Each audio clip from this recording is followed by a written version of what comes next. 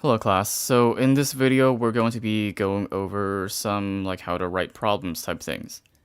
So I already have this set up over here. If you want to, you can use times, but let's just not use it for now so we can see what the LaTeX font looks like.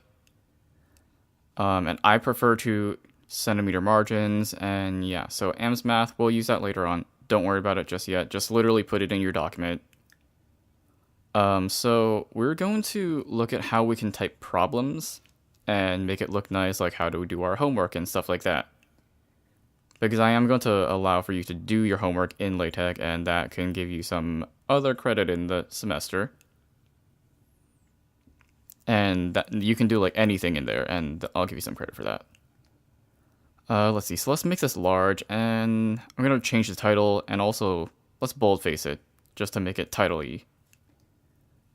So let's see, problem writing examples. Okay, so that's nice and prominent. So for us, if you're in my class at least and you're watching this, we use the CPM curriculum. And if we're typing problems from the book, then we're not going to be using the standard 1, 2, 3, 4, da da da da da. But we have a different numbering system. So if I taught you how to use the exam class and type problems that way, that would be a little bit different than what you would really want. So I'm going to do tables.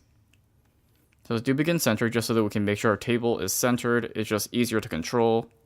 Choose that first option. And I'm going to do 1.25 centimeters and then 16 centimeters. This just tells you what kind of columns you have and how big they are. So let's do this, and then I'll do the and symbol, and then that.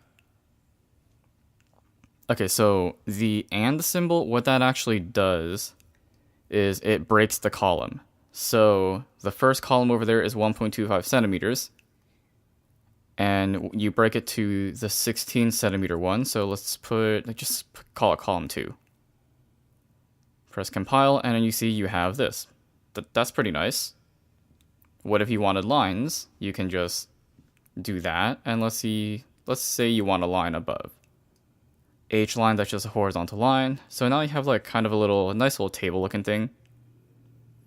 What if you didn't want that top line though? What if you just for whatever reason wanted side lines and then maybe one in the middle? So yeah, that shows you where the columns are breaking. So that's kind of useful. That's kind of nice if you're interested in seeing exactly what things are. If we're writing problems though, we don't want that. So I just got rid of it. Let's just look at this again, column 1, column 2. Cool. So now let's actually try to do a problem with this. So let's see. Let's simplify this thing. 1 over the square root of 2. By the way, that's how you type square root. Just \sqrt and then put the thing into braces. You're probably starting to see a pattern of braces. Okay, so I'm going to copy that code into here, and then we're going to start doing the work for it. So if you want, you can keep just pressing compile so that you continually see what is there. It's just useful sometimes to see. So we need a common denominator, so C dot, that means multiplication. I don't know what the C stands for.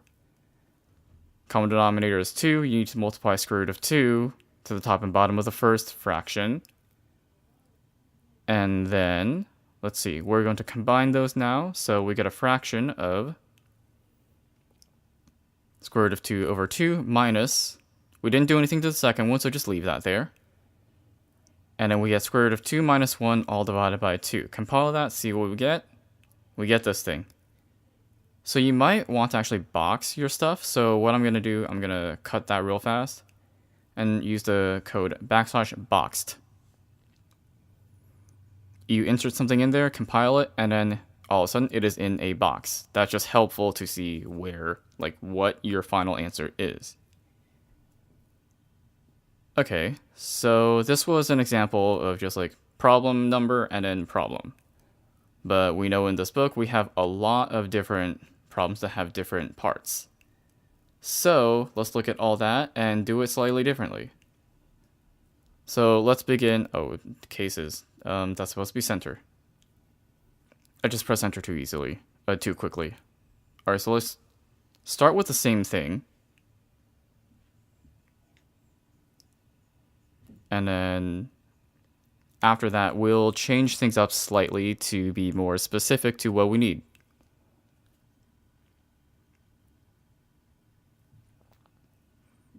So what we're going to do in column 2 is actually we're going to make a new table in there.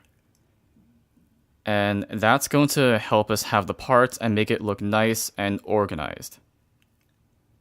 So let's do 0.1 centimeters. That's for like part A, part 2, and stuff.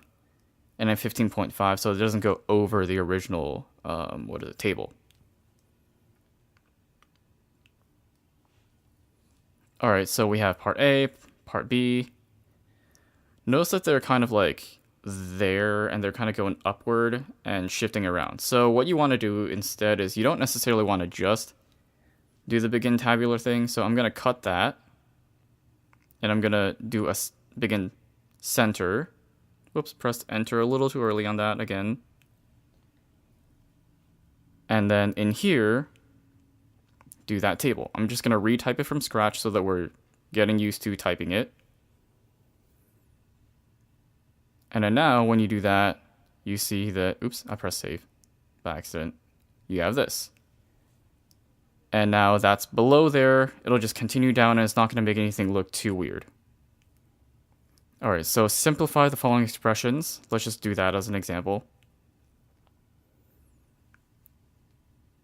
And then I'm just going to use the same one as the first one for part A.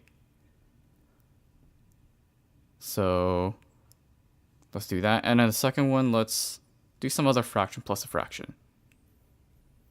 Thinking of a fraction. Let's do this 2/3 and let's make that a half.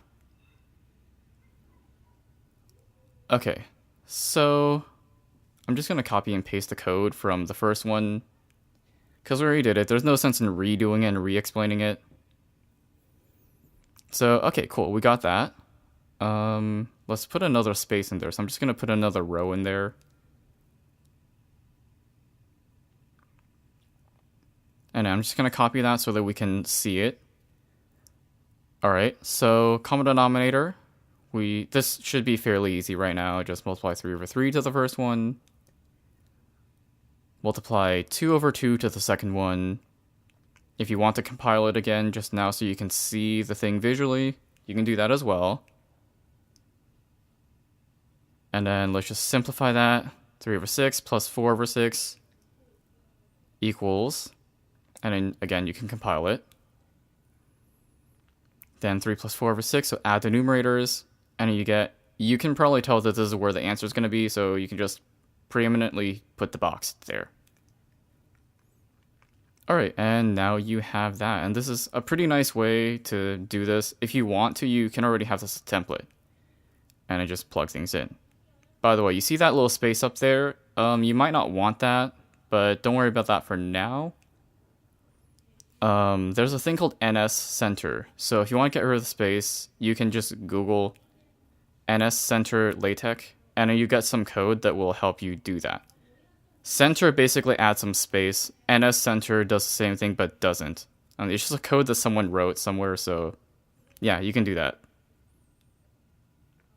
All right, so basically that's how you write problems. And yeah, that's it. There's also something called the exam class if you're interested in looking at that as well.